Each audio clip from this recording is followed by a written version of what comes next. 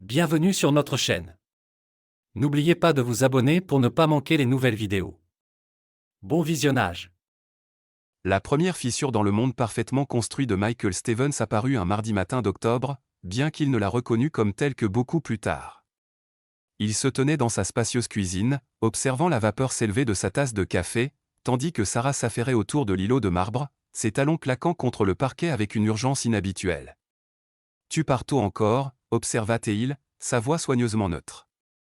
Ce n'était pas une question. Sarah s'arrêta, sa main se figeant sur la poignée de son sac de créateur pendant un instant. Quelque chose passa sur son visage, de la culpabilité, peut-être, ou de l'agacement d'être remarqué. Puis son sourire entraîné glissa en place, celui qu'elle utilisait pour les clients difficiles de l'agence de relations publiques. Le comte Morrison est exigeant, tu sais comment c'est. Elle s'approcha de lui, se hissant sur la pointe des pieds pour déposer un rapide baiser sur sa joue. Son parfum était différent, plus lourd, plus exotique que son choix habituel. Ne m'attends pas ce soir, ça pourrait durer tard avec la session de stratégie. Michael hocha la tête, observant son reflet dans la fenêtre de la cuisine alors qu'elle rassemblait ses affaires. En 15 ans de mariage, Sarah n'avait jamais été du genre à travailler tard volontairement. Elle était le type de personne qui planifiait sa vie en bloc précis, quittant le bureau à 17h30 précise pour réserver un dîner ou rejoindre des amis pour un verre de vin. Cette soudaine dévotion à sa carrière aurait été admirable si elle n'avait pas été totalement hors de son caractère. La porte du garage gronda en se refermant derrière sa Mercedes, et Michael resta à la fenêtre, son café refroidissant dans ses mains. 3 semaines maintenant. 3 semaines de départs anticipés, de retours tardifs et d'explications juste assez plausibles pour éviter les questions directes. Il était consultant financier, son gagne-pain dépendait de sa capacité à lire les gens, à remarquer les petites incohérences révélant des vérités plus vastes. Pourtant, chez lui, il avait été volontairement aveugle. Son téléphone vibra contre le comptoir, un message de Jason Clark, son associé et meilleur ami depuis plus d'une décennie. Café plus tard ? Faut discuter du portefeuille Henderson. Michael fronça les sourcils. Ils avaient examiné le compte Henderson la veille, et Jason semblait satisfait de leur stratégie. Pourtant, il répondit, bien sûr, l'endroit habituel à 10 heures. La réponse arriva rapidement, en fait, disons 11h30, je suis en retard ce matin. Une autre petite incohérence. Jason était pathologiquement ponctuel, une qualité qui leur avait bien servi dans la construction de leur firme d'investissement. Michael posa son téléphone et se dirigea vers son bureau, s'installant derrière le bureau en acajou ayant appartenu à son père. Par la fenêtre, il pouvait voir la maison des Henderson de l'autre côté de la rue, où vivait Brad Wilson avec sa femme Rachel et leurs jumelles. Brad était initialement l'ami de Sarah, ils s'étaient rencontrés lors d'une soirée caritative il y a des années, mais il était devenu partie intégrante de leur cercle intime. Avocat à succès spécialisé en droit des sociétés, Brad était le genre d'homme qui se souvenait de l'anniversaire de tout le monde et ne manquait jamais un dîner. Il était aussi notablement absent de leur rue ce matin-là, bien que sa voiture ait été dans l'allée lorsque Michael s'était couché. « Arrête », se dit Michael fermement. « Tu vois des motifs là où il n'y en a pas », mais en ouvrant son ordinateur portable et en commençant à examiner les portefeuilles des clients, il ne pouvait se défaire du sentiment que quelque chose de fondamental avait changé dans son monde soigneusement ordonné. C'était comme découvrir un fil tiré d'un pull, une fois que vous le remarquiez, vous ne pouviez plus ignorer comment tout le vêtement commençait à se défaire. La matinée passa lentement. Michael tenta de se concentrer sur l'analyse du marché et les rapports des clients, mais son esprit revenait sans cesse aux petits détails qui semblaient insignifiants à l'époque, l'abonnement récent de Sarah à une salle de sport exclusive à l'autre bout de la ville. Malgré un centre de fitness parfaitement convenable à 5 minutes, la manière dont Jason avait éludé les questions sur ses projets de week-end récemment, la tendance de Brad à trouver des excuses pour partir tôt lorsque les 3 couples se réunissaient. À 11h15, Michael se rendit au Cornerstone Café, le café haut de gamme où lui et Jason se retrouvaient chaque mardi depuis 5 ans. La routine familière de commander son café noir habituel et de s'installer à leur table préférée près de la fenêtre aurait dû être réconfortante. Au lieu de cela, il avait l'impression de jouer un rôle dans une pièce où quelqu'un avait changé le script sans l'avertir. Jason arriva avec 20 minutes de retard, ce qui aurait été remarquable en temps normal. Ce qui était encore plus remarquable, c'était la manière dont il évitait le regard de Michael tout en offrant un flot d'excuses à propos de la circulation et d'appels inattendus. « Tu sembles distrait », dit Michael, observant son ami manipuler nerveusement son téléphone. « Juste le chaos habituel, tu sais comment c'est. » Le rire de Jason sonnait forcé. En fait, je devrais probablement écourter. Jennifer a une affaire familiale cet après-midi, et j'ai promis d'aider avec les préparatifs. Michael hocha lentement la tête.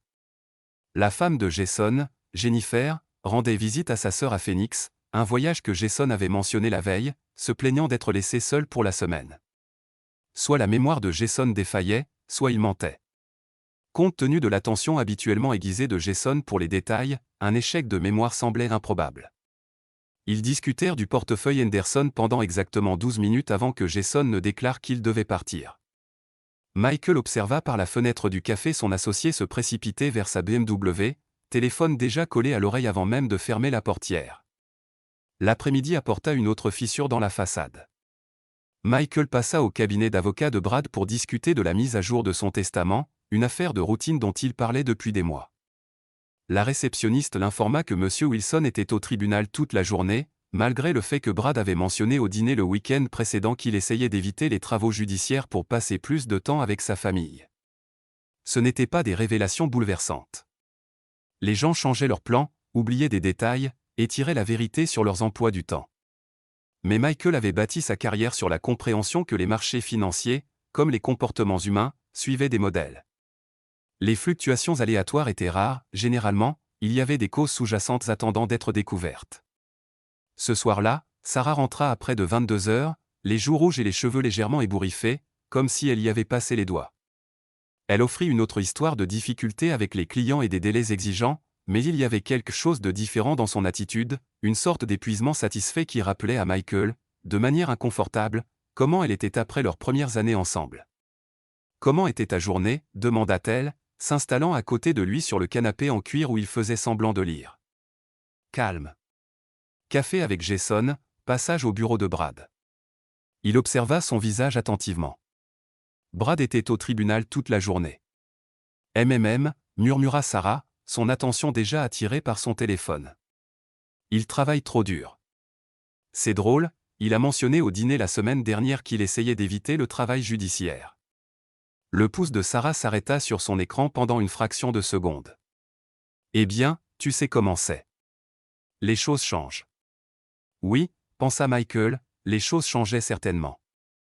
La semaine suivante apporta plus de preuves, bien qu'il ne pût encore dire de quoi. Les nuits tardives de Sarah devinrent routinières. Jason devint de plus en plus évasif sur ses allées et venues. Brad cessa complètement de répondre aux appels de Michael, prétendant par l'intermédiaire de son assistant être débordé par une affaire majeure. C'était comme regarder un tour de magie à l'envers. Au lieu de la diversion créant une illusion, une observation attentive révélait les mécanismes derrière ce qu'il avait supposé être réel. Chaque jour apportait de petites révélations qui, prises individuellement, ne signifiaient rien, mais collectivement, peignaient une image qu'il était réticent à voir. La percée survint un vendredi soir début novembre. Sarah était partie pour un autre dîner avec un client, et Michael se retrouva à conduire sans but dans le centre-ville de Denver, ne voulant pas passer une autre soirée seule dans leur maison soudainement trop grande. Sur une impulsion, il tourna dans le parking d'Enzo's, un restaurant italien dans le quartier des Arts que Sarah avait mentionné vouloir essayer. Il faillit passer sans s'arrêter, presque convaincu que marcher dans un restaurant pour espionner sa femme était l'acte d'un homme paranoïaque perdant prise sur la réalité. Mais quelque chose, peut-être l'instinct, ou simplement le désespoir de certitude, le fit se garer et entrer. L'hôtesse l'accueillit avec une chaleur professionnelle, et Michael demanda une table pour une personne, prétendant attendre quelqu'un qui pourrait être en retard. Elle le conduisit à une petite table près du fond, et alors qu'il s'installait sur sa chaise, le monde soigneusement construit de Michael s'effondra complètement. À 3 tables de là, Sarah était assise en face de Jason, leurs têtes rapprochées dans une conversation intime.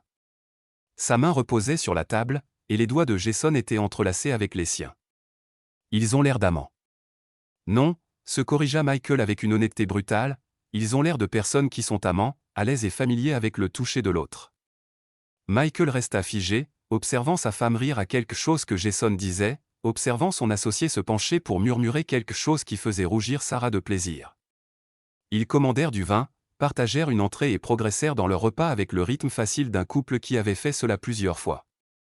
Il aurait dû partir, se lever, sortir et les confronter tous les deux dans un cadre plus privé.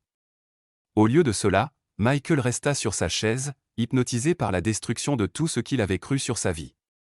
Quand Sarah s'excusa pour aller aux toilettes, Jason sortit immédiatement son téléphone et commença à taper rapidement, un petit sourire jouant sur ses lèvres. Le propre téléphone de Michael vibra, un message de Jason: « Désolé de rater notre café habituel mardi prochain, l'urgence familiale de Jennifer s'est compliquée. » Le mensonge désinvolte, envoyé alors que Jason était assis à 20 pieds, attendant le retour de la femme de Michael des toilettes, fit l'effet d'un coup physique. Ce n'était pas un développement récent ou un moment de faiblesse. C'était une tromperie exercée, menée avec la confiance qui venait de moi, peut-être d'années, de mensonges réussis. Michael paya sa boisson intacte et quitta le restaurant sans être vu, ses mains tremblant légèrement alors qu'il démarrait sa voiture. Le trajet de retour passa dans un flou de feux de signalisation et de clignotants, son esprit luttant pour traiter ce qu'il avait vu. Mais les révélations n'étaient pas terminées. En entrant dans son garage, Michael remarqua quelque chose brillant sur le siège passager de la Mercedes de Sarah. La voiture était garée négligemment, pas tout à fait centrée dans son espace, et la lumière intérieure éclairait un objet noir fin qui semblait être tombé de son sac. Michael s'approcha lentement de la voiture, se sentant comme un intrus dans son propre garage. L'objet était un téléphone, pas l'iPhone de Sarah avec son étui rose doré distinctif, mais un appareil Android noir basique. Il le ramassa, notant qu'il n'était pas protégé par un mot de passe, et fit défiler les messages récents. Le téléphone appartenait à Brad Wilson. L'historique des messages peignait une image qui faisait paraître la découverte de Michael au restaurant presque innocente en comparaison. Des messages entre Sarah et plusieurs contacts arrangeaient des rencontres, confirmaient des horaires, discutaient de logistique avec l'efficacité décontractée de personnes gérant des emplois du temps chargés. Il y avait des photos, rien d'explicite, heureusement, mais assez intimes pour ne laisser aucun doute sur la nature de ces relations. Mais c'était le chat de groupe qui détruisit véritablement ce qui restait de la foi de Michael en les personnes qu'il avait le plus confiance. Une conversation entre Sarah, Jason, Brad et 3 autres hommes de leur cercle social, tous mariés, tous des personnes que Michael considérait comme des amis proches. Les messages remontaient à des mois, remplis de références désinvoltes à leurs aventures, de plaintes sur leurs épousés, plus dévastateurs encore, de discussions sur Michael lui-même, à quel point il était inconscient, comme il était facile de lui mentir, comment il pariait parfois sur s'il remarquerait leur tromperie de plus en plus évidente. Un message de Brad, envoyé 2 semaines plus tôt, fit vaciller la vision de Michael de rage: « Stevens m'a vraiment demandé pourquoi j'évitais le travail judiciaire. Pauvre gars, il n'a aucune idée que son meilleur ami couche avec sa femme tous les mardis et jeudis. » La réponse de Jason: « Sarah dit qu'il a été soupçonneux ces derniers temps, peut-être qu'on devrait ralentir un peu. » La réplique de Sarah: « S'il te plaît, Michael ne remarquerait pas si j'invitais Jason à dîner à la maison. Il est trop absorbé par ses feuilles de calcul pour prêter attention à quoi que ce soit de réel. » Michael ferma le téléphone et s'appuya contre la voiture de Sarah, son souffle venant en courtes inspirations. La trahison était totale, pas seulement sa femme et son meilleur ami, mais tout un réseau de personnes qui avaient passé des mois, peut-être des années, à faire de lui le centre involontaire de leur divertissement cruel. Il était toujours debout dans le garage quand les phares de Sarah balayèrent l'allée 1 heure plus tard. Michael avait remis le téléphone de Brad là où il l'avait trouvé et s'était positionné comme s'il venait de rentrer lui-même. Ses mains avaient cessé de trembler, et sa respiration s'était stabilisée. Le choc initial s'estompait, remplacé par quelque chose de plus froid et plus calculateur. Sarah entra par la cuisine, fredonnant doucement et se déplaçant avec l'épuisement satisfait qu'il avait appris à reconnaître. Elle sembla sincèrement surprise de le voir. « Tu es rentré tôt » dit-elle, posant son sac sur le comptoir. « Le client a annulé » répondit Michael facilement. « Comment était ton dîner ?»« Oh, tu sais, les politiques d'entreprise habituelles et la planification stratégique. » Sarah se dirigea vers le réfrigérateur et se versa un verre de vin. « Parfois, je pense que ces clients créent des problèmes juste pour justifier leurs frais de conseil. » Michael hocha la tête, étudiant le visage de sa femme alors qu'elle livrait son mensonge avec une aisance exercée. « Ça a l'air frustrant. »« Ça l'est, mais c'est le métier. » Elle sirota son vin et l'étudia par-dessus le bord du verre. « Tu sembles différent ce soir. Tout va bien ?» C'était le moment où il pouvait la confronter, exiger des explications et commencer le processus compliqué de décider ce qui restait de leur mariage. Au lieu de cela, Michael se trouva curieux de savoir jusqu'où elle pousserait sa tromperie. « Juste fatigué » dit-il. « En fait, j'ai pensé qu'on devrait passer plus de temps ensemble.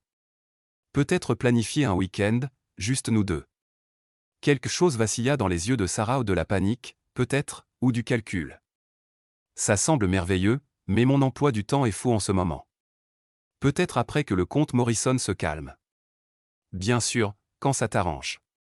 Ils suivirent leur routine du soir habituelle, Sarah consultant ses emails pendant que Michael regardait les informations, tous deux maintenant la fiction confortable d'un mariage normal. Mais Michael se surprit à cataloguer des détails qu'il avait précédemment négligés, comment Sarah gardait son téléphone face cachée et à portée de main à tout moment, comment elle avait pris l'habitude de prendre les appels dans d'autres pièces, comment elle avait progressivement cessé de partager des détails sur ses journées. Quand ils se couchèrent, Sarah s'endormit rapidement, sa respiration profonde et régulière à côté de lui. Michael resta éveillé, fixant le plafond et planifiant ses prochains mouvements. La douleur viendrait plus tard, il pouvait la sentir attendre aux confins de sa conscience, comme une tempête se formant à l'horizon. Mais pour l'instant, il ne ressentait qu'une colère froide et claire qui aiguisait ses pensées et renforçait sa résolution. Il ne serait plus l'époux inconscient. Il ne serait plus leur divertissement, leur blague interne, leur preuve que les gens intelligents pouvaient être rendus idiots si vous étiez assez créatif avec vos mensonges. Le lendemain matin apporta un autre test de sa nouvelle clarté. Sarah se préparait pour un autre départ anticipé quand Jason appela, demandant si Michael voulait se joindre à lui pour leur match de basket habituel du samedi avec Brad et les autres.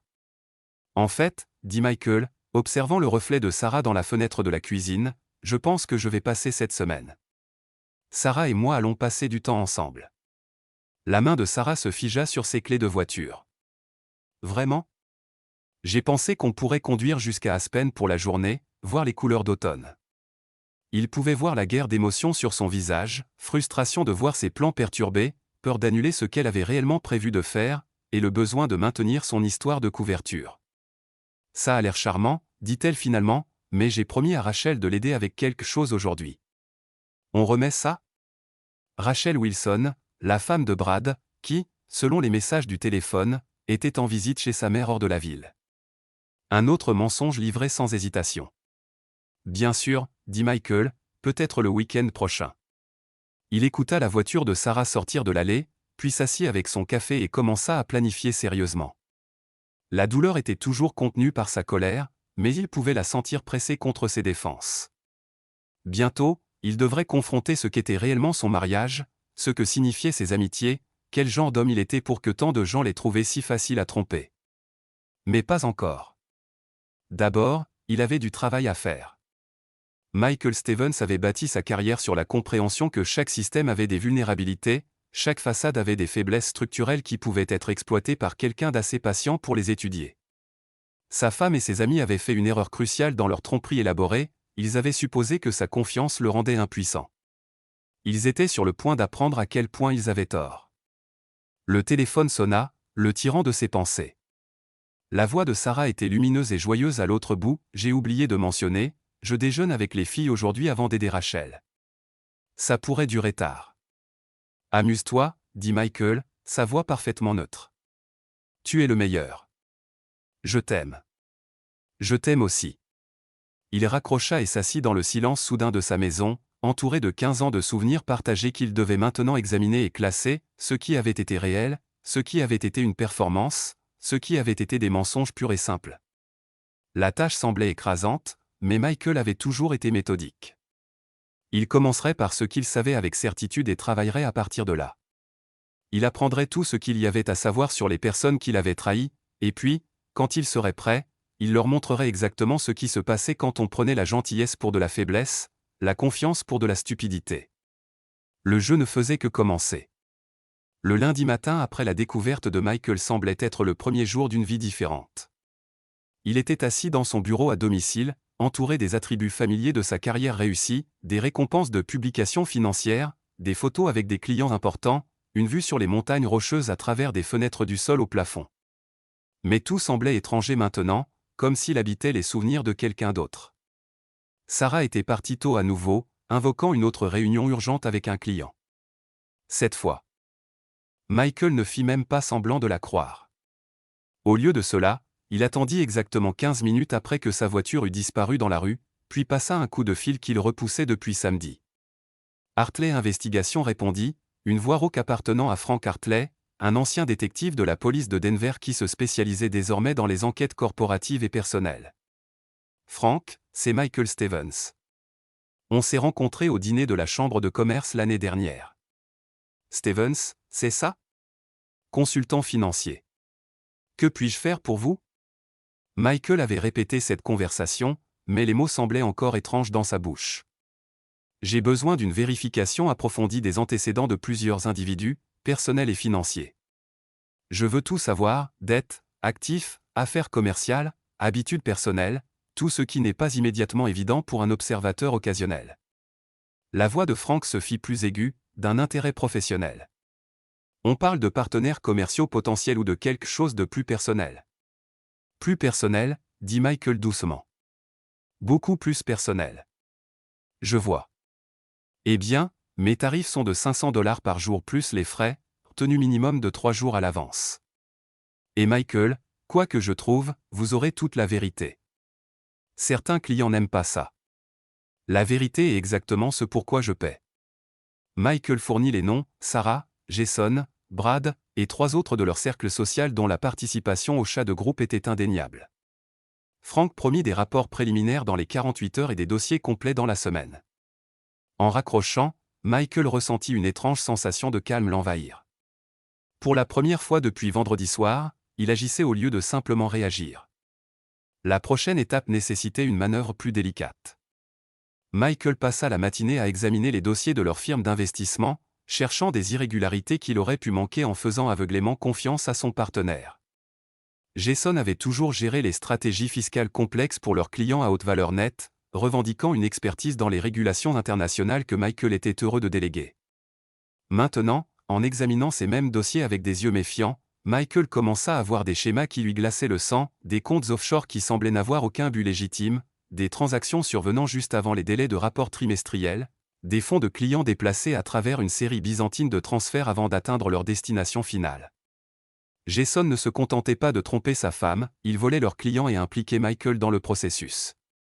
Michael photographia chaque document suspect, constituant un dossier qui détruirait la carrière de Jason et pourrait potentiellement le conduire en prison fédérale. L'ironie ne lui échappait pas que l'expertise de Jason pour cacher l'argent serait bientôt retournée contre lui lorsque ces mêmes comptes offshore deviendraient des preuves d'évasion fiscale et de fraude. Mercredi, les rapports préliminaires de Frank arrivèrent, livrés en personne au bureau de Michael dans une enveloppe Kraft qui semblait plus lourde que son contenu ne le justifiait. « Vous êtes sûr de vouloir lire ça ?» demanda Frank, étudiant le visage de Michael avec l'œil exercé d'un homme qui avait livré de mauvaises nouvelles professionnellement pendant 20 ans. « Je suis sûr. » Frank le laissa seul avec les rapports, et Michael les étala sur son bureau comme un commandant militaire étudiant des renseignements sur les positions ennemies. Ce qui lui dépassait ses pires attentes. La situation financière de Jason était encore plus précaire que les preuves de leur entreprise ne le suggéraient, lourdes pertes dans la spéculation sur les crypto-monnaies, appel de marge sur des positions boursières à effet de levier, et un style de vie qui dépassait ses revenus légitimes de près de 40% par an. Les comptes offshore n'étaient pas seulement de l'évasion fiscale, ils représentaient la tentative de Jason de rester en avance sur un effondrement financier qui devenait inévitable. Le profil de Brad était tout aussi accablant, mais pour des raisons différentes. L'avocat respecté avait développé un sérieux problème de jeu au cours des 2 dernières années, accumulant des dettes envers plusieurs opérations de paris clandestins à Denver et Las Vegas. Son cabinet d'avocats perdait de l'argent à mesure qu'il empruntait sur les futurs honoraires pour couvrir les pertes. Plus dangereusement, il devait des sommes importantes à des personnes qui n'étaient pas connues pour leur patience avec les comptes en souffrance. Mais c'était le dossier de Sarah qui frappa Michael comme un coup physique. Frank avait documenté non seulement ses aventures apparemment, il y en avait eu d'autres avant Jason mais un schéma systématique de tromperie financière qui s'étendait sur tout leur mariage, des cartes de crédit dont Michael ignorait l'existence, financées par des avances de fonds contre l'équité de leur maison, un appartement secret qu'elle louait à l'autre bout de la ville, meublé avec des articles coûteux facturés sur des comptes au nom de Michael. Le montant total de ces dépenses cachées approchait les 6 chiffres, de l'argent qui aurait dû aller dans leur compte de retraite et leur sécurité future, de l'argent qui avait plutôt financé sa double vie. Michael resta dans son bureau bien après la tombée de la nuit, mémorisant chaque détail des rapports. Lorsqu'il rentra enfin chez lui, il avait dépassé la colère pour atteindre quelque chose de plus froid et plus concentré. Ces personnes n'avaient pas seulement trahi sa confiance, elles l'avaient systématiquement volé, lui avaient menti, et apparemment, elles prévoyaient de continuer à le faire indéfiniment. La maison était sombre à son arrivée. Sarah avait envoyé un message prétendant un autre dîner tardif avec un client, ce que Michael comprenait maintenant comme un code pour une autre soirée avec Jason ou l'un des autres. Il se versa un verre et commença à planifier la prochaine phase de son enquête. Jeudi apporta la première action concrète dans ce que Michael avait commencé à considérer comme sa campagne. Utilisant des contacts de ses années en conseil financier, il passa des appels anonymes à l'IRS concernant les comptes offshore de Jason. Il fournit juste assez d'informations pour déclencher un audit sans révéler comment il avait obtenu les détails. Simultanément, il contacta 3 des plus gros clients de Jason, des hommes qu'il connaissait depuis des années par le biais d'associations professionnelles. Au cours de déjeuner, il mentionna de manière désinvolte des préoccupations concernant le comportement erratique récent de Jason et suggéra qu'il pourrait vouloir revoir leur procédure de sécurité des comptes. Il ne fit jamais d'accusation directe, mais les hommes qui avaient accumulé une richesse importante n'avaient pas atteint ce succès en ignorant les avertissements subtils. D'ici vendredi après-midi, Jason recevait des appels nerveux de clients et des demandes furieuses de son comptable concernant les enquêtes de l'IRS. Michael observait la panique croissante de son partenaire avec un détachement clinique, prenant des notes soigneuses sur les mensonges que Jason racontait à qui. Le travail sur Brad nécessitait une approche différente. Michael ne pouvait pas simplement faire appel aux autorités gouvernementales, les dettes de jeu de Brad étaient illégales mais pas nécessairement criminelles de son point de vue. Au lieu de cela, Michael commença à rechercher soigneusement les personnes à qui Brad devait de l'argent. Il s'avéra que les informations sur les opérations de paris clandestins n'étaient pas aussi difficiles à obtenir qu'il l'avait prévu. Quelques conversations avec des clients ayant leurs propres relations compliquées avec l'argent menèrent à des présentations à des personnes qui connaissaient des personnes. Michael ne prétendit jamais chercher des opportunités de jeu, il posait simplement des questions sur les pratiques de recouvrement de dettes et laissait les gens tirer leurs propres conclusions. Ce qu'il apprit, c'est que les créanciers de Brad devenaient déjà impatients. L'avocat avait gagné du temps avec des paiements partiels et des promesses. Mais sa dette avait atteint un niveau où des méthodes de recouvrement plus agressives étaient discutées. Tout ce que Michael avait à faire était de s'assurer que ces discussions avançaient plus rapidement que Brad ne l'anticipait. Une lettre anonyme soigneusement rédigée à l'attention du créancier le plus dangereux de Brad, contenant des informations sur la situation financière réelle de Brad et ses actifs cachés, devrait accélérer considérablement ce calendrier. Sarah présentait le défi le plus complexe. Ses aventures étaient moralement répugnantes mais pas illégales. Ses dépenses cachées étaient éthiquement répréhensibles mais effectuées avec des cartes de crédit portant le nom de Michael, rendant une poursuite improbable. Pour vraiment affecter sa vie, Michael devait attaquer sa réputation professionnelle et sociale, ce qui nécessitait des manœuvres plus subtiles. Il commença avec son employeur, une firme de relations publiques de taille moyenne qui se vantait de normes éthiques et de confidentialité des clients. Grâce à son réseau de contacts professionnels, Michael arrangea la circulation de rumeurs sur le jugement et la discrétion de Sarah, rien d'actionnable, rien qui ne puisse être retracé jusqu'à lui, mais assez pour semer des doutes sur sa fiabilité. Simultanément, il commença à documenter son emploi du temps réel par rapport à son emploi du temps revendiqué, constituant un dossier complet de ses mensonges. Lorsque viendrait le moment de demander le divorce, ses preuves seraient dévastatrices devant un tribunal. À la fin de la semaine, Michael se sentait comme un général qui avait déployé ses forces et attendait que l'ennemi réalise qu'il était attaqué. La satisfaction était froide mais réelle. Pour la première fois depuis la découverte du chat de groupe, il avait l'impression de contrôler les événements plutôt que de simplement les endurer. Mais le samedi matin apporta un développement qui changea tout.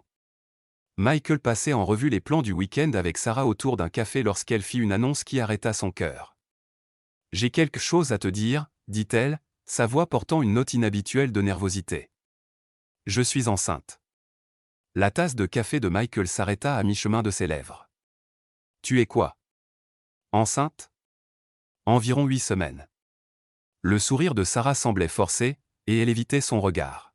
« Je sais qu'on n'essayait pas, mais parfois, ces choses arrivent. » Michael posa sa tasse soigneusement, son esprit parcourant les calculs. 8 semaines plus tôt, c'était début septembre. Selon les rapports de Frank, Sarah avait passé au moins 3 nuits cette semaine-là avec Jason, prétendant des obligations professionnelles que Michael savait maintenant être fabriquées. « C'est merveilleux », parvint-il à dire. « Qu'a dit le médecin? » Tout semble normal. J'ai un autre rendez-vous la semaine prochaine pour confirmer la date d'accouchement. Sarah tendit la main à travers la table et prit la sienne. Es-tu heureux? Michael baissa les yeux sur leurs mains jointes et sentit quelque chose se briser dans sa poitrine. Sarah était là, enceinte de l'enfant d'un autre homme, lui demandant s'il était heureux à ce sujet. L'audace était à couper le souffle. Bien sûr que je suis heureux, dit-il. C'est une nouvelle incroyable. Ils passèrent la matinée à discuter des plans, préparatifs de la nurserie, ajustements professionnels, notifications familiales. Sarah joua le rôle de la future mère excitée avec un enthousiasme convaincant, tandis que Michael jouait le futur mari ravi. Ce fut peut-être la conversation la plus surréaliste de sa vie. Cet après-midi-là, pendant que Sarah rendait visite à des amis, Michael se rendit dans une clinique médicale à l'autre bout de la ville et organisa un test ADN discret. Le processus était étonnamment simple, quelques écouvillons, des frais élevés pour des résultats accélérés, et une promesse qu'il aurait des réponses dans les 72 heures. L'attente fut atroce. Michael continua sa routine de collecte de preuves et de passage de coups de fil stratégiques, mais la nouvelle de la grossesse changeait tout. Si l'enfant était le sien, cela compliquait énormément les procédures de divorce. Si ce n'était pas le cas. L'appel arriva mardi matin alors que Michael examinait des rapports trimestriels dans son bureau. Monsieur Stevens, ici le docteur Martinez de la clinique. J'ai vos résultats de test. Michael ferma sa porte et s'assit. Je vous écoute. Basé sur les marqueurs génétiques que nous avons testés, il y a une probabilité nulle que vous soyez le père biologique de cet enfant. Les mots restèrent suspendus dans l'air comme une sentence de mort. Michael avait suspecté, voire attendu, ce résultat, mais l'entendre confirmer lui fit l'effet d'être percuté par un camion. Êtes-vous certain? Complètement certain. Le profil génétique exclut toute possibilité de paternité. Je suis désolé, monsieur Stevens. Michael remercia le médecin et raccrocha, puis resta assis dans son bureau, fixant le mur pendant près d'une heure. Sarah portait l'enfant de Jason et prévoyait de le faire passer pour le sien. L'ampleur de sa tromperie était si complète, si calculée, qu'elle le laissait sans souffle. Ce n'était plus seulement une question d'aventure ou de dépenses cachées. Sarah prévoyait littéralement de le tromper pour qu'il élève l'enfant d'un autre homme, le liant à elle pour les 18 prochaines années tout en continuant sa double vie. L'enfant serait un rappel permanent de son humiliation, un symbole vivant de la manière dont il avait été complètement dupé. Quand Michael bougea enfin, ce fut avec l'intensité focalisée d'un homme qui venait de déclarer la guerre. Il sortit son téléphone et commença à passer des appels. Le premier fut à Frank Hartley, « J'ai besoin que tout soit accéléré. Je me fiche du coup. Je veux des dossiers complets sur tout le monde d'ici vendredi. » Le second fut à son avocat, un homme spécialisé dans les divorces à gros enjeux et réputé pour ses tactiques agressives. Le troisième fut à sa banque, arrangeant le transfert des actifs conjoints dans des comptes que Sarah ne pouvait pas accéder. D'ici le soir, Michael avait initié une séquence d'événements qui détruiraient systématiquement les vies de tous ceux qui l'avaient trahi. La révélation de la grossesse avait éliminé toute hésitation persistante, toute préoccupation résiduelle concernant une réponse proportionnée. Ils avaient fait leur choix lorsqu'ils avaient décidé de faire de lui leur victime. Maintenant, ils vivraient avec les conséquences. Ce soir-là, Sarah rentra à la maison, rayonnante de ce qu'elle prétendait être un bonheur de grossesse, discutant de noms de bébés et de couleurs de nurserie. Michael écouta et répondit de manière appropriée, jouant son rôle dans leur charade élaborée tout en planifiant des mouvements qui mettraient fin à tous leurs jeux de manière permanente. « Tu sembles distrait », observa Sarah alors qu'il se préparait pour le coucher. « Je pense juste à tout ce qui va changer », répondit Michael avec sincérité. De bons changements, cependant. Nous allons être une vraie famille. Michael regarda sa femme, vraiment, peut-être pour la dernière fois sans le filtre de la haine complète, et s'émerveilla de sa capacité à mentir si facilement. Elle portait l'enfant d'un autre homme, prévoyait de le tromper pour le reste de sa vie, et parlait de devenir une vraie famille. Oui, dit-il doucement, tout va changer. Sarah s'endormit rapidement, une main reposant protectivement sur son ventre encore plat. Michael resta éveillé à côté d'elle, ne planifiant plus de mouvements défensifs ou de stratégies réactives. Le temps de la défense était révolu. Demain, il commencerait la destruction systématique de tous ceux qui l'avaient trahi, et contrairement à leurs tromperies élaborées, sa campagne serait basée sur le principe simple de donner aux gens exactement ce qu'ils méritaient. Il l'avait sous-estimé pour la dernière fois. Le premier domino tomba un mercredi matin de fin novembre, bien que Jason Clarke ne comprît l'ampleur totale de sa destruction que plusieurs heures plus tard. Il arriva à son bureau pour trouver 2 agents fédéraux attendant dans le hall, leurs badges scintillant sous les lumières fluorescentes comme des présages de mort professionnelle. Michael observa de l'autre côté de la rue, à travers la fenêtre d'un café. sirotant son café noir habituel pendant que le monde de son ancien associé s'effondrait en temps réel. L'audit de l'IRS avait progressé plus vite que même lui ne l'avait anticipé, aidé par des informations anonymes qui continuaient de parvenir aux autorités compétentes. Les comptes offshore, les transactions douteuses avec les clients, le réseau byzantin de manœuvres financières que Jason avait construit au fil des années, où tout cela était maintenant une preuve dans une enquête fédérale. Son téléphone vibra avec un message de Jason. « Mike, j'ai besoin de te parler d'urgence. Quelque chose se passe avec l'entreprise. » Michael supprima le message sans répondre. Il n'y aurait pas de sauvetage, pas de partenaire loyal intervenant pour fournir des alibis ou des explications. Jason se noyait seul, comme il le méritait. À midi, la deuxième phase était en cours. L'avocat de Michael, Richard Blackwood, déposa des documents de divorce qui atterrirent sur le bureau de Sarah à sa firme de relations publiques comme un missile guidé. Les documents étaient complets, détaillant non seulement la demande de dissolution du mariage, mais un compte rendu complet de ses tromperies, les cartes de crédit cachées, l'appartement secret, le vol systématique d'actifs conjugaux, tout documenté avec la précision d'un acte d'accusation fédéral. Mais la pièce maîtresse était les résultats du test ADN, présentés avec une clarté clinique qui ne laissait aucune place à l'interprétation ou au déni. Sarah Stevens portait l'enfant d'un autre homme et avait tenté de tromper son mari sur la paternité. Les implications légales étaient dévastatrices, l'humiliation personnelle était complète. Le téléphone de Michael sonna quelques minutes après que les documents eurent été servis. « Que as-tu fait » La voix de Sarah était aiguë de panique, toute prétention de l'épouse aimante enfin abandonnée. « Je t'ai donné exactement ce que tu voulais, » répondit Michael calmement, « la liberté d'être avec qui tu veux, sans l'inconvénient d'un mariage. Tu ne peux pas être sérieux. On peut arranger les choses. J'ai fait des erreurs, mais... » Des erreurs ? Le rire de Michael était froid. Planifier de faire passer l'enfant d'un autre pour le mien n'est pas une erreur, Sarah. C'est une fraude. La ligne resta silencieuse pendant plusieurs battements de cœur.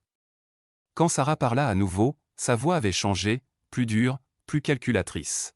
« Tu penses que tu es si malin, n'est-ce pas ? Eh bien, tu vas apprendre que certains jeux ont des conséquences que tu n'as pas anticipées. » Michael raccrocha et appela immédiatement sa société de sécurité. Dans quelques heures, sa maison, son bureau et sa voiture seraient équipés de systèmes de surveillance supplémentaires. Sarah, en mode survie totale, était susceptible d'être dangereuse de manière qu'il n'avait pas encore envisagée.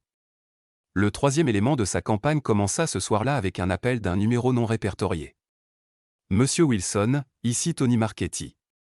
Je crois que vous savez pourquoi j'appelle. » La voix de Brad, lorsqu'il répondit, était à peine audible.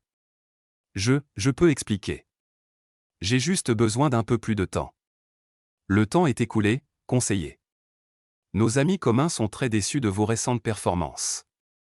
Ils ont reçu des informations intéressantes sur des actifs que vous leur avez cachés. Michael n'avait jamais rencontré Tony Marchetti, mais sa réputation le précédait. Frank Hartley avait fourni les coordonnées du créancier le plus dangereux de Brad, et une seule lettre anonyme détaillant la situation financière réelle de Brad avait suffi à déclencher cette conversation. « Je ne comprends pas, » bégaya Brad. « J'ai fait des paiements. J'ai été honnête sur tout. » Honnête ? Le rire de Marchetti était désagréable. « Conseiller, nous savons pour le compte offshore, les polices d'assurance vie, la maison au nom de votre femme. Vous nous avez caché des choses, et ça rend les gens très mécontents. » Michael mit fin à l'appel et s'installa dans son fauteuil. D'ici demain, Brad devrait faire face à des méthodes de recouvrement qui ne reconnaissaient pas les directives éthiques de l'ordre des avocats. L'avocat respectable était sur le point de découvrir que certaines dettes venaient avec des mécanismes d'exécution que les tribunaux civils ne pouvaient pas traiter. Jeudi apporta la confirmation que la campagne s'accélérait au-delà même des attentes de Michael. Les plus gros clients de Jason avaient retiré leur compte du jour au lendemain, effrayés par des rumeurs d'enquête fédérale et d'irrégularités financières. L'homme qui avait construit sa carrière sur la fiabilité et la discrétion était maintenant radioactif dans la communauté financière soudée de Denver. La situation de Sarah se détériorait à la même vitesse. Son employeur l'avait mise en congé administratif en attendant une revue interne de sa conduite. Apparemment, plusieurs clients avaient exprimé des préoccupations concernant son jugement et son professionnalisme, des préoccupations qui s'accumulaient depuis des semaines grâce à des rumeurs soigneusement plantées sur sa fiabilité. Mais c'était la situation de Brad qui procurait la satisfaction la plus immédiate. Selon les sources de Frank, l'avocat avait reçu la visite à son domicile d'hommes peu intéressés par les plans de paiement ou les technicalités légales. La femme de Brad, Rachel, avait appelé la police, mais les dettes de jeu existaient dans une zone grise où la protection des forces de l'ordre était limitée. Michael examinait ces développements lorsque son téléphone sonna avec un appel qui le surprit. Est-ce Michael Stevens? Ici Tom Richard de Richards Associates à Londres. Je représente plusieurs firmes d'investissement européennes cherchant à élargir leurs opérations en Amérique du Nord. Votre nom a été mentionné comme quelqu'un qui pourrait être intéressé par des opportunités de conseil senior à l'étranger. Michael fronça les sourcils. Il n'avait jamais entendu parler de Richards Associates, et sa réputation, bien que solide, n'était généralement pas du genre à générer des appels non sollicités de Londres. Je suis flatté, mais je ne cherche pas activement de nouvelles opportunités. Je comprends que vous faites face à des affaires personnelles qui pourraient rendre un changement de décor attrayant. Nous sommes prêts à offrir un package très généreux pour le bon candidat. Quelque chose dans le ton de l'homme fit réfléchir Michael. Comment avez-vous entendu parler de ma situation personnelle? Les nouvelles circulent dans notre industrie, Monsieur Stevens, surtout quand elles concernent quelqu'un de votre calibre confronté à des complications inutiles. La conversation se poursuivit pendant 20 minutes, Richard décrivant une opportunité qui semblait presque trop belle pour être vraie, un poste de partenaire senior dans une firme prestigieuse, une aide à la relocalisation, et une rémunération dépassant son revenu actuel de 40%. C'était le genre d'offre qui prenait généralement des mois de négociation pour se développer. Vous devrez considérer cela soigneusement, dit Michael finalement. Bien sûr, mais je dois mentionner que nous espérons pourvoir ce poste rapidement. Le mois prochain serait-il trop tôt pour prendre une décision? Après avoir mis fin à l'appel, Michael resta dans son bureau, essayant de comprendre comment une firme de Londres avait appris son divorce si rapidement. Le dépôt légal était un document public, mais le timing semblait remarquablement opportun. Vendredi apporta le crescendo qu'il avait orchestré pendant des semaines. Jason arriva à leur immeuble de bureau pour trouver les serrures changées et un avis de la gestion de l'immeuble mettant fin à leur bail pour non-paiement. Son enquête fédérale avait déclenché des gels automatiques des comptes professionnels, rendant impossible le respect des obligations financières. Michael observa depuis sa voiture son ancien partenaire debout dans le parking, tenant des boîtes d'objets personnels et fixant le bâtiment où il avait construit sa carrière. Il y avait quelque chose de presque pathétique dans la scène, un homme à succès réduit à l'itinérance en quelques jours. Son téléphone vibra avec un autre message désespéré de Jason, « S'il te plaît, Mike, je sais que tu es en colère, mais ça détruit ma famille. Mes enfants ne comprennent pas pourquoi papa ne peut pas rentrer à la maison. » Michael supprima le message, mais pas avant de noter que la femme de Jason avait apparemment demandé une séparation. L'enquête fédérale avait fait d'elle une cible pour des responsabilités financières, la forçant à choisir entre se protéger et soutenir son mari. Elle avait fait le choix pratique. Samedi apporta la confrontation que Michael attendait. Il préparait le petit déjeuner lorsque la sonnette retentit, suivie de coups agressifs. À travers le moniteur de sécurité, il pouvait voir Sarah, Jason et Brad debout sur son porche, ressemblant à une délégation de désespérés. Michael ouvrit la porte et étudia les 3 personnes qui avaient autrefois été le centre de son monde social. Sarah semblait hagarde, son apparence soignée habituelle remplacée par l'énergie frénétique de quelqu'un luttant pour sa survie. Jason semblait avoir vieilli de plusieurs années en une semaine, sa confiance remplacée par une panique à peine contrôlée. Brad était le pire, pâle, en sueur, et jetant constamment des regards par-dessus son épaule comme s'il s'attendait à des visiteurs indésirables. « Il faut qu'on parle », dit Sarah sans préambule. « Tu détruis des gens innocents. » Jason avança, sa voix portant une note de son ancienne autorité. « Quoi que Sarah ait fait, mes enfants ne méritent pas de souffrir pour ça. » Michael regarda son ancien associé avec une véritable curiosité. « Innocent, Jason ? Tu voles nos clients depuis au moins 2 ans. Tes enfants souffrent parce que leur père est un criminel, pas parce que j'ai signalé tes crimes. Tu n'as aucune preuve de ça. » Michael sourit froidement. Les agents fédéraux qui ont fouillé ton bureau jeudi seraient en désaccord. Tout comme les registres bancaires offshore qu'ils ont confisqués. Le visage de Jason devint blanc. Derrière lui, Brad émit un léger bruit qui aurait pu être un sanglot. « S'il te plaît », Sarah avança, sa main se posant instinctivement sur son ventre. « On peut arranger ça. Je ferai ce que tu veux. Arrête juste cette folie. » « Ce que je veux, dit Michael soigneusement, c'est que vous viviez les conséquences de vos choix. Tu voulais la liberté de coucher avec qui tu voulais. Jason voulait de l'argent qui ne lui appartenait pas, Brad voulait jouer avec de l'argent qu'il n'avait pas. Je m'assure simplement que vous obteniez tous exactement ce que vous avez demandé. Ce n'est pas de la justice, dit Brad pour la première fois, sa voix tremblante. C'est de la vengeance. La justice, c'est ce qui se passe dans les salles d'audience, Brad. Ça, c'est des mathématiques, action plus conséquence égale résultat. Tu devrais apprécier la logique, tu es avocat. Ces hommes que tu as envoyés après moi. Je n'ai envoyé personne après toi. J'ai simplement partagé des informations avec des gens qui avaient un intérêt légitime dans ta situation financière. Ce qu'ils ont choisi de faire avec ces informations, c'est entre toi et eux. Les trois restèrent sur son porche pendant plusieurs minutes encore, alternant entre menaces et supplications, mais Michael en avait assez entendu. Il ferma la porte et retourna à son petit déjeuner, écoutant leurs arguments étouffés à travers le système de sécurité avant qu'ils ne partent finalement. Dimanche apporta un visiteur inattendu. Michael examinait des annonces immobilières à Londres lorsqu'un homme en costume coûteux sonna à sa porte. À travers le moniteur, il pouvait voir quelqu'un qui semblait familier, bien qu'il ne pût immédiatement le situer. Michael, c'est Tom Stevens. Michael ouvrit la porte pour trouver son jeune frère debout sur le porche, tenant une bouteille de whisky coûteux et arborant le genre de sourire qui les avait tous deux mis dans le pétrin étant enfant. « Tom, que fais-tu ici ? » « Je te félicite pour une campagne magistralement exécutée, » dit Tom, entrant sans attendre d'invitation. Bien que je doive dire, regarder ça se dérouler depuis New York a été meilleur que la télévision par câble. Michael fixa son frère, les pièces d'un puzzle plus grand s'assemblant soudainement. New York ? Je pensais que tu étais à Chicago. Je l'étais jusqu'il y a environ 6 mois. J'ai déménagé dans une nouvelle firme, Richards Associates. Nous sommes spécialisés dans le droit corporatif international, avec un accent particulier sur l'aide aux cadres américains pour la transition vers les marchés européens. La bouteille de whisky glissa des doigts soudainement sans force de Michael, heurtant le parquet avec un fracas qui résonna dans la maison. Espèce de... Michael s'arrêta, étudiant l'expression satisfaite de son frère. Depuis combien de temps sais-tu pour Sarah et Jason ? J'ai engagé un détective privé pour vérifier comment tu allais il y a environ 1 an. Tu semblais déprimé pendant nos appels, et je voulais m'assurer que tu allais bien.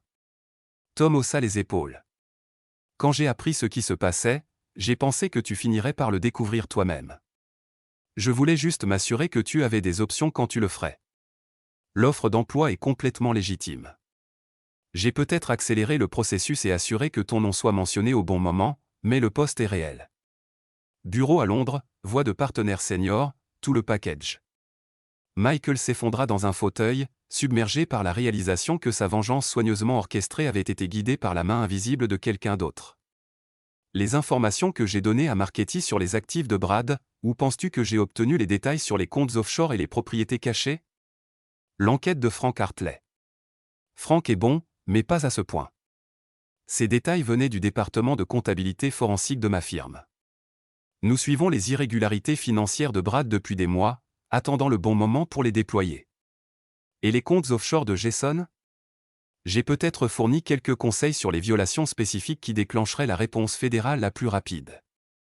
Tom se versa un verre de whisky d'une bouteille qu'il avait apparemment apportée spécifiquement pour cette conversation. Tu as fait le travail, Michael. Tu as pris les décisions, développé la stratégie et exécuté le plan. Je me suis juste assuré que tu avais tous les outils nécessaires pour réussir. Michael regarda son jeune frère avocat à succès, maître manipulateur, et apparemment l'architecte d'un plan de vengeance qui s'étendait sur plusieurs États et pays. Pourquoi ?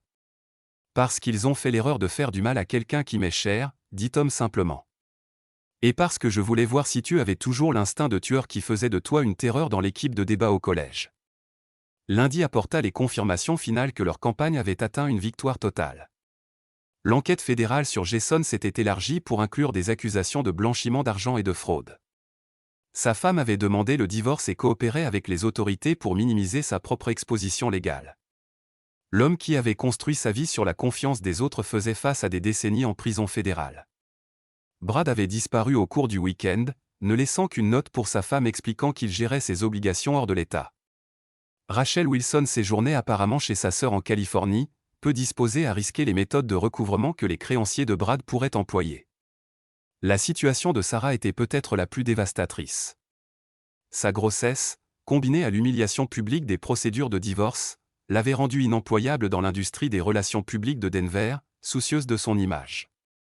L'appartement secret avait été saisi pour payer les réclamations des créanciers, et son accès aux actifs conjugaux restait gelé en attendant le règlement du divorce. Plus satisfaisant encore, le chat de groupe qui avait déclenché toute cette affaire était devenu une preuve dans l'affaire fédérale de Jason. La cruauté désinvolte de leurs messages sur Michael, leur discussion cavalière sur la tromperie et la trahison, tout cela faisait maintenant partie du registre public, garantissant que leur humiliation serait aussi complète que leur crime. Mardi matin trouva Michael à l'aéroport international de Denver, embarquant pour un vol vers Londres avec rien d'autre que 2 valises et une sensation d'achèvement qu'il n'avait pas prévu de ressentir. Tom l'avait conduit à l'aéroport, maintenant la fiction que son opportunité d'emploi n'était qu'un timing fortuit plutôt qu'un sauvetage calculé. Des regrets, demanda Tom alors qu'ils attendaient l'annonce de l'embarquement. Michael considéra la question sérieusement. Il y a 3 semaines, il était un homme d'affaires prospère avec une femme aimante et des amis de confiance. Maintenant, il quittait le pays seul, ayant systématiquement détruit les vies de tous ceux qui l'avaient trahi. Non, dit-il finalement. Ils ont fait leur choix. Je me suis simplement assuré qu'ils vivent avec les conséquences. Son téléphone vibra avec un message texte d'un numéro inconnu. Michael jeta un coup d'œil à l'écran et vit un message qui le fit s'arrêter. Sarah a tenté de se suicider hier soir. Elle est stable mais hospitalisée. Jason a déclaré faillite ce matin. La localisation de Brad reste inconnue. Pensais que tu devrais savoir avant de partir. Michael regarda le message pendant plusieurs secondes, puis le supprima sans répondre. Il éteignit son téléphone et le glissa dans son bagage à main, puis marcha vers la porte où sa nouvelle ville attendait. Derrière lui, dans la ville qu'il quittait pour toujours, les décombres de son ancienne vie continueraient de se réorganiser en de nouvelles configurations. Les gens reconstruiraient, récupéreraient, et peut-être même apprendraient de l'expérience d'être tenus responsables de leurs actions. Mais Michael Stevens ne serait pas là pour le voir. Il leur avait donné exactement ce qu'ils méritaient, et maintenant, il était libre de découvrir ce qu'ils méritaient en retour. L'annonce d'embarquement résonna dans le terminal, appelant les passagers pour un vol qui l'emmènerait loin de tout ce qu'il avait connu, vers des possibilités qu'il ne pouvait encore imaginer. Michael ramassa ses sacs et marcha vers la porte, ne laissant ni adresse de transfert ni regret. Le jeu était terminé, et il avait gagné. Merci de regarder et n'oubliez pas de vous abonner pour ne pas manquer les nouvelles histoires.